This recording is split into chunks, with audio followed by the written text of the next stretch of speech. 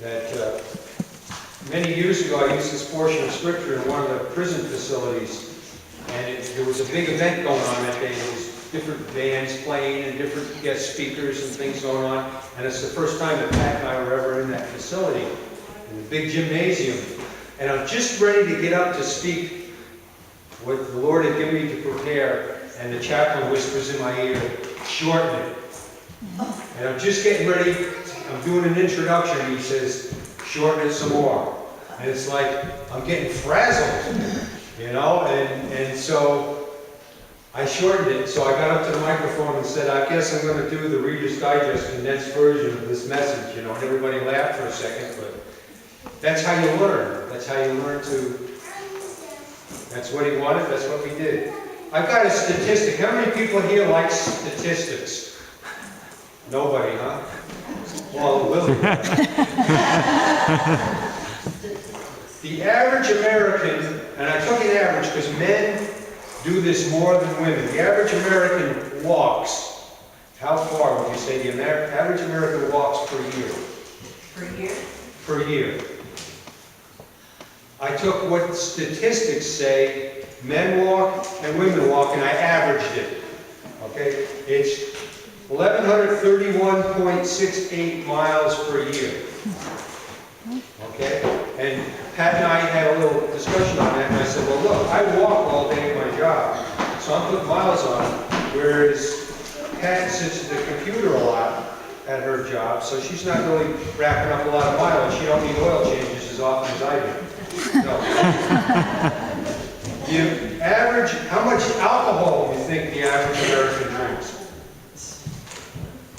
Well, I figured it out according to the different things they have on the computer, and it figured out to be 58.75 gallons. That's a lot. So, if you were to use simple mathematics, the average American gets about 19.26 miles per gallon. Statistics.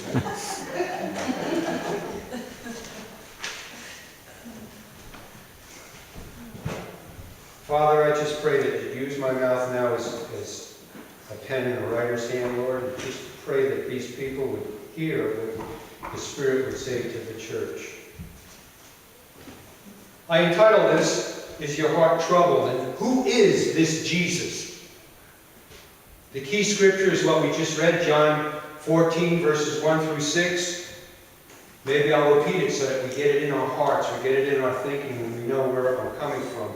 "Let not your heart be troubled. If you believe in God, believe also in me. In my Father's house are many mansions, or dwelling places, or houses, or rooms. If it were not so, I would have told you. I go to prepare a place for you. And if I go to prepare a place for you, I will come and receive you to myself, that where I am, you may be also. And where I go, you know, and the way you know." And Thomas said to him, "Lord, we do not know where you are going, and so how can we know the way?" And Jesus said, "I am the way, I am the truth, I am the life. No one comes to the Father except by me." Probably no greater and profound words have ever been spoken in history. But picture yourself, if you would, for a moment, as the original 12 disciples. Now the scene here is chapter 12 and 13 of John, okay? As we call it, the triumphant entry into Jerusalem, which we call Palm Sunday. This was prophesied in Zechariah chapter 9, verse 9, if you want to go back and read it. But picture yourself as all the people laying palms down and their cloaks down, and Jesus is doing the grand entry into Jerusalem, and the disciples with him. Can you imagine the disciples walking in with this great superhero, Jesus, and everybody in Jerusalem worshiping Jesus, but not worshiping him as we know to worship him. They've seen Jesus do miracles. they've seen him heal the sick, raise the dead, cause the lame. They probably talked about the times that he walked on water, and he did this and he did that, and he did everything that he did. And how wonderful, boy, what a great day this was in Jerusalem. But they were worshiping him for the wrong reasons. They knew he had power that came from above, but they thought he was going to come in as their king, the king of Israel, the king of Jerusalem. He kept talking about his kingdom. He kept talking about the power of the kingdom. He kept talking about God his Father. And now they were expecting him to deliver them from Roman rule and be their king, their temporary king, because nothing's eternal on this earth. But of course they did not understand. But then it came a short time after they were there that Jesus, turning to his disciples, and said to them, "The hour has come that the Son of Man should be glorified." Chapter 12, verse 23. And can you imagine the disciples? I mean, they are high on Jesus. And now they're saying, wow, what is Jesus talking about here? What does he mean? Shortly after that, they heard him say, 4 verses later, he says, "Now my soul is troubled, and what shall I say? Father, save me from this hour? But for this purpose I came to this hour. Father, glorify your name." And it was kind of neat. All the people around him heard a voice say, "I have both glorified it and will glorify it again."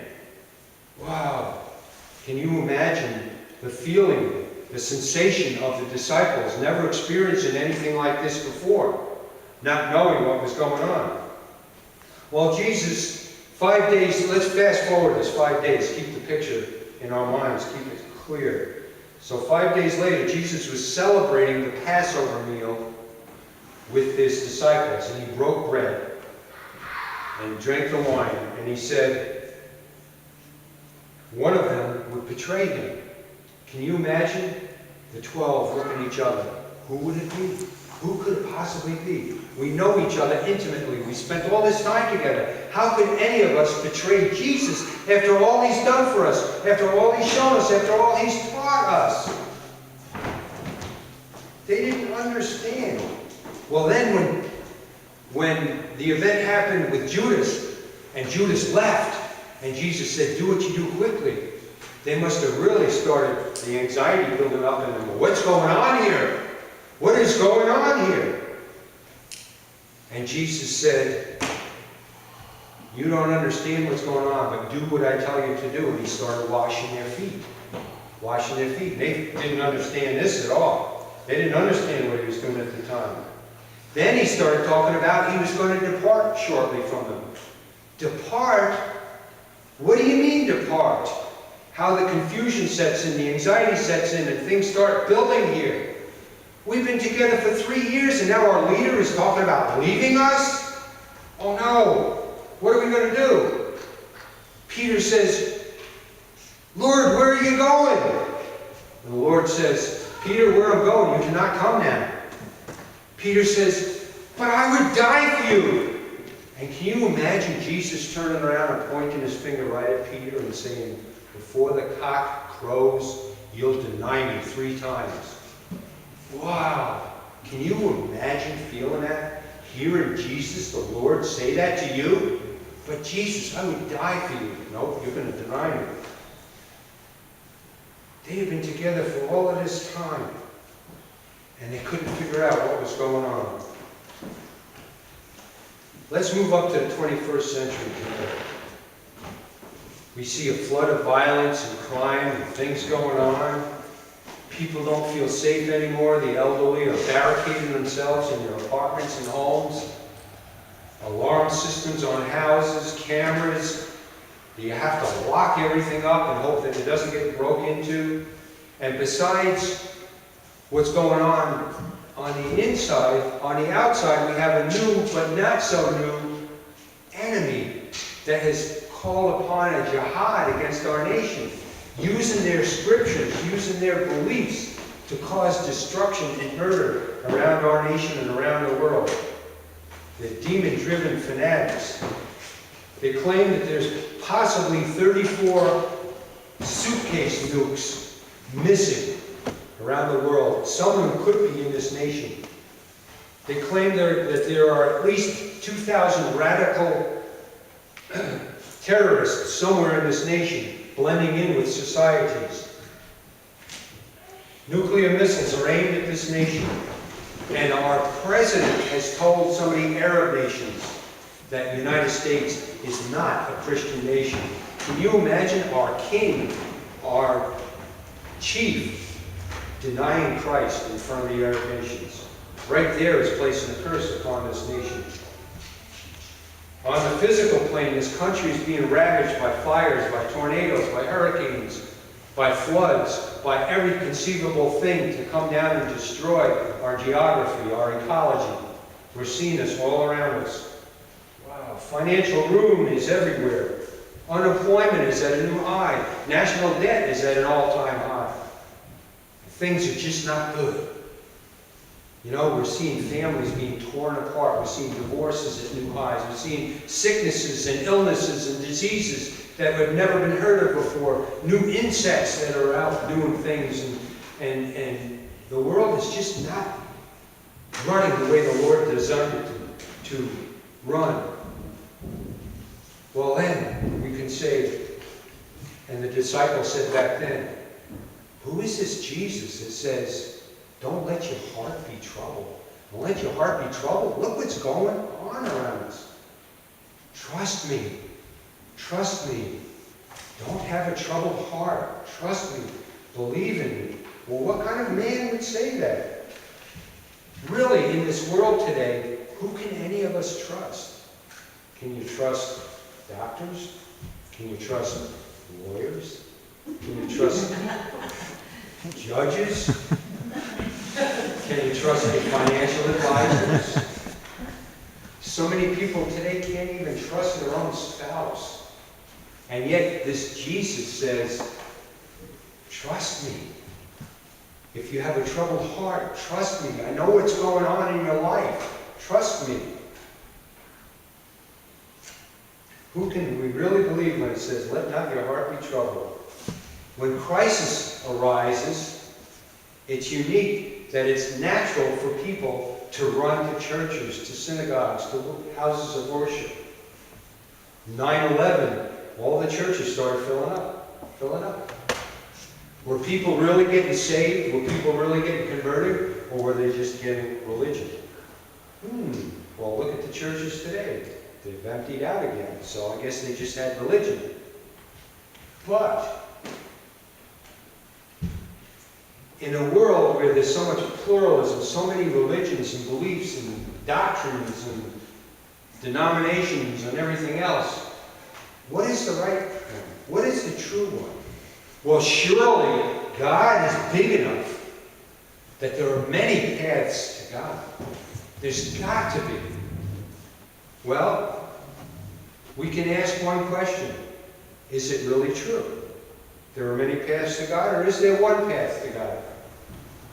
And you know, this is troubling, but we can use this little philosophy, you can't say that when we put my teeth back in, of theology that says it's the law of non-contradiction, which says that A cannot be non-A.